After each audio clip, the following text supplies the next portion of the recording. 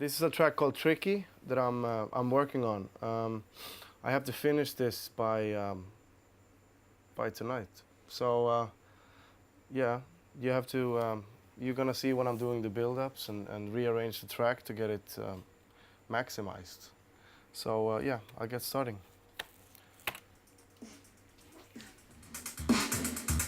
So first we'll work on the intro just to see.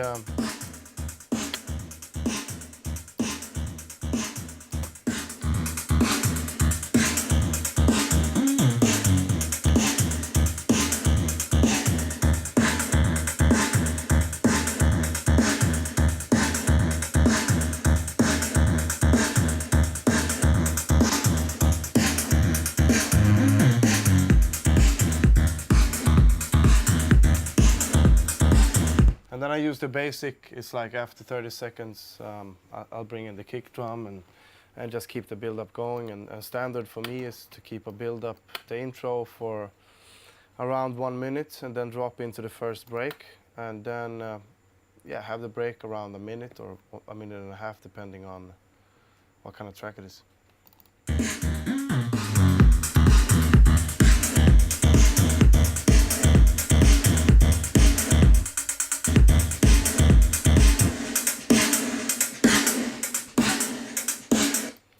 The snare drum is a bit sharp, so I'm gonna cut that. Where's that snare drum from? It's a live.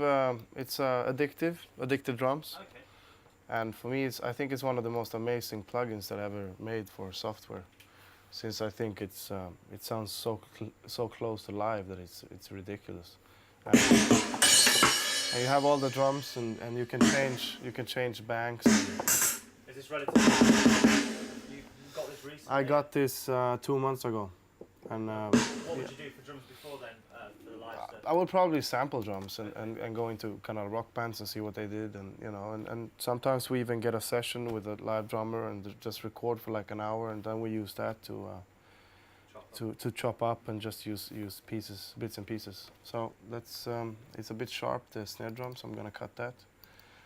So what I'm doing is I'm gonna put like 12 dB up on the EQ and just search for the sharp frequency.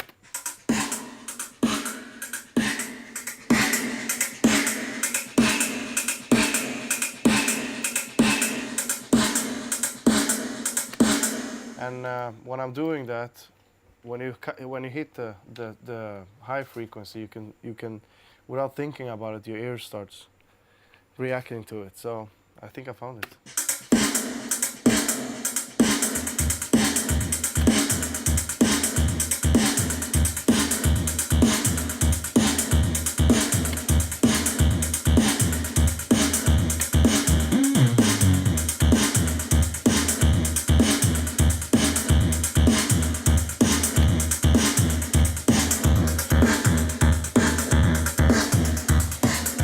I just like playing loud, so I wanted to be loud. You know?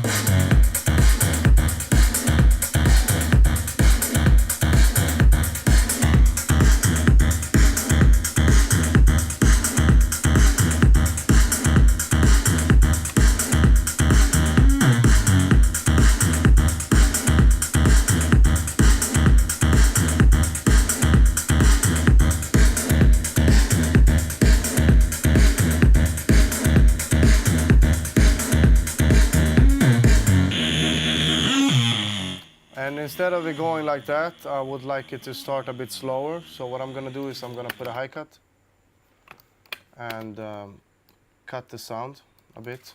That's just to, automated. yeah. So I'll go down.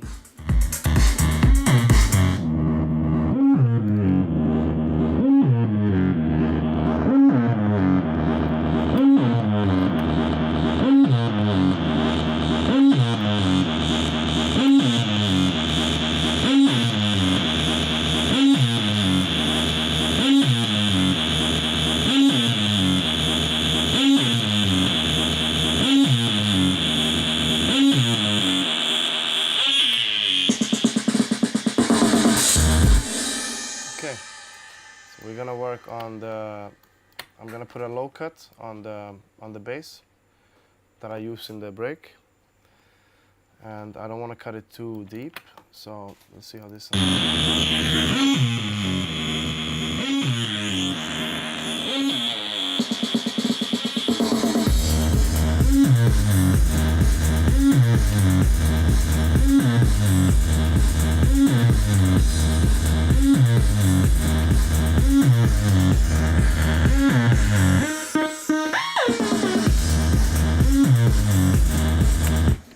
Okay, there we go.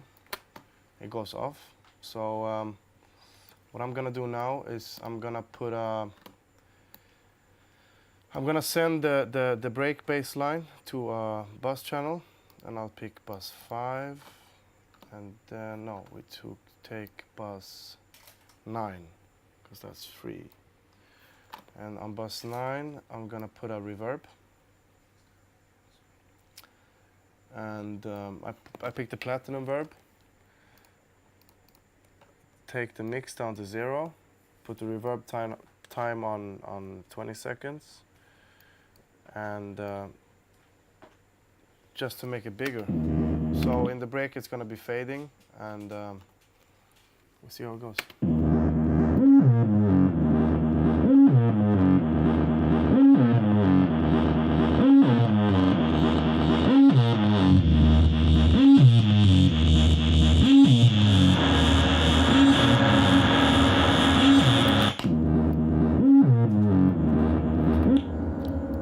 To create the biggest possible impact on the reverb as possible. And then I put a low cut after that because I don't want the bass from the reverb to interfere with the track.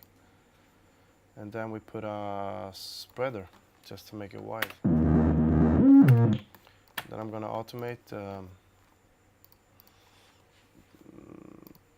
when I'm sending the track. So that's what I'm gonna do now. Let's see.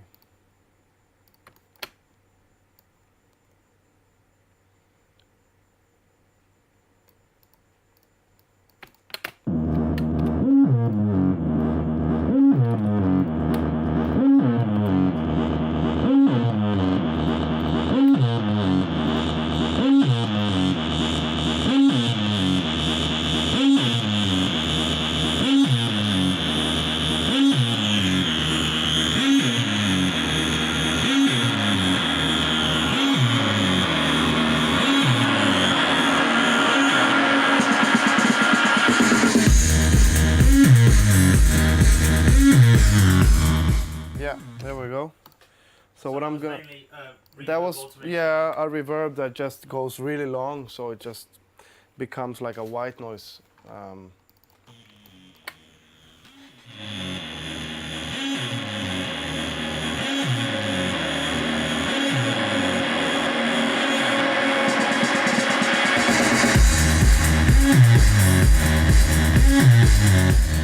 That works. So that yellow curves the yellow curves that you can see here is the automation of the reverb, and I think for me it's always been a tool that I've used through the years, because reverbs brings an extra space to the whole sound, and it makes it really big, and I mean that's what we want, right?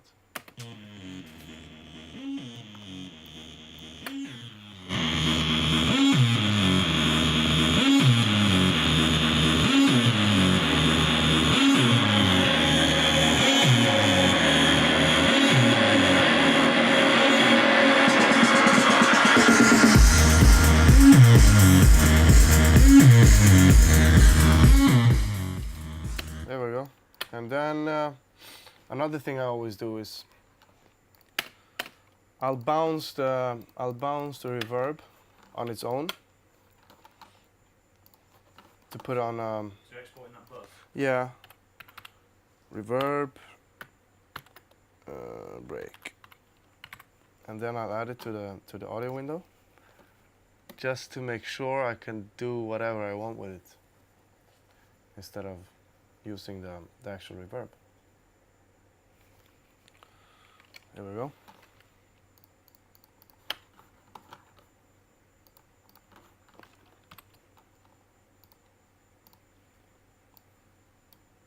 So here's the reverb. Here we have it. So what I'm gonna do now is, just to make the biggest impact possible, I'm gonna cut the reverb when it kicks in. So when the track kicks in, it's gonna be 100% solo without the reverb.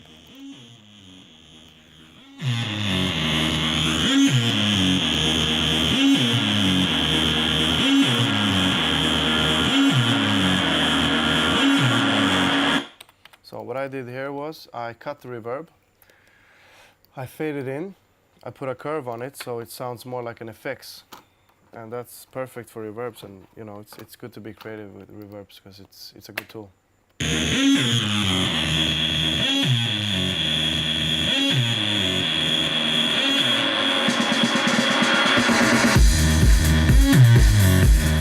There we go.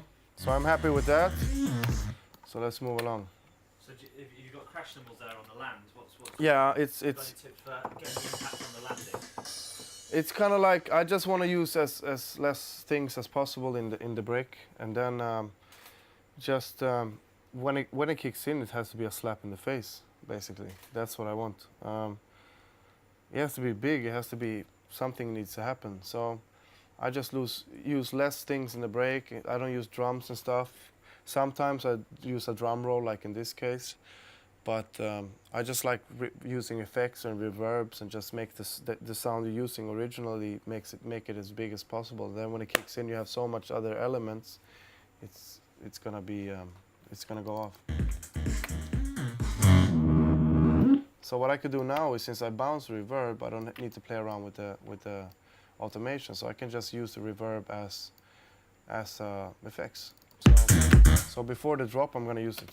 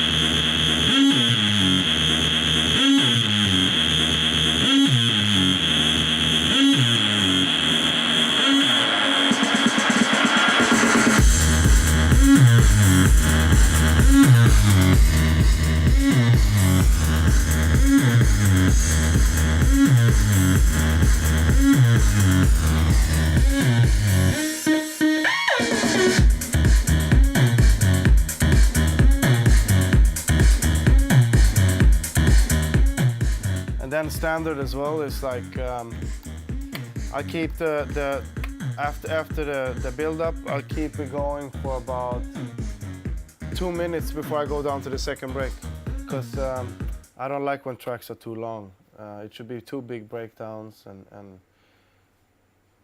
really effective parts when it kicks in, instead of just stretching a track all over the place, and then after a while it's going to be boring. So that's what I'm doing now. I need to cut the pieces and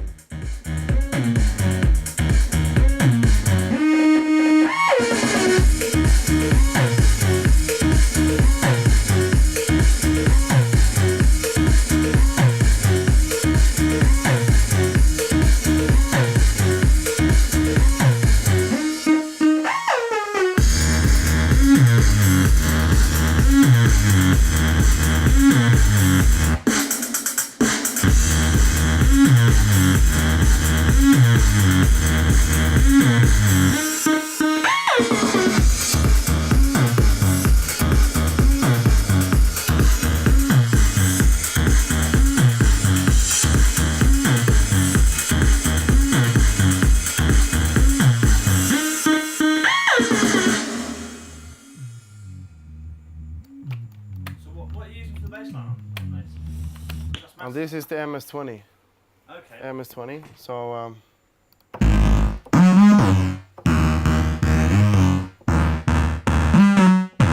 just play around with this.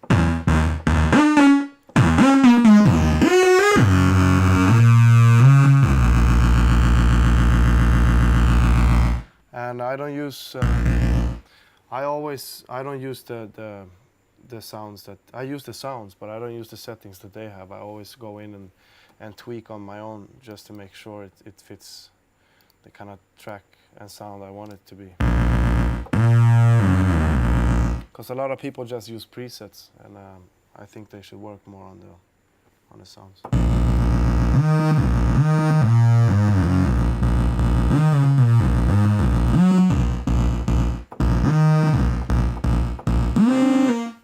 Okay, so we're gonna go down to the second breakdown.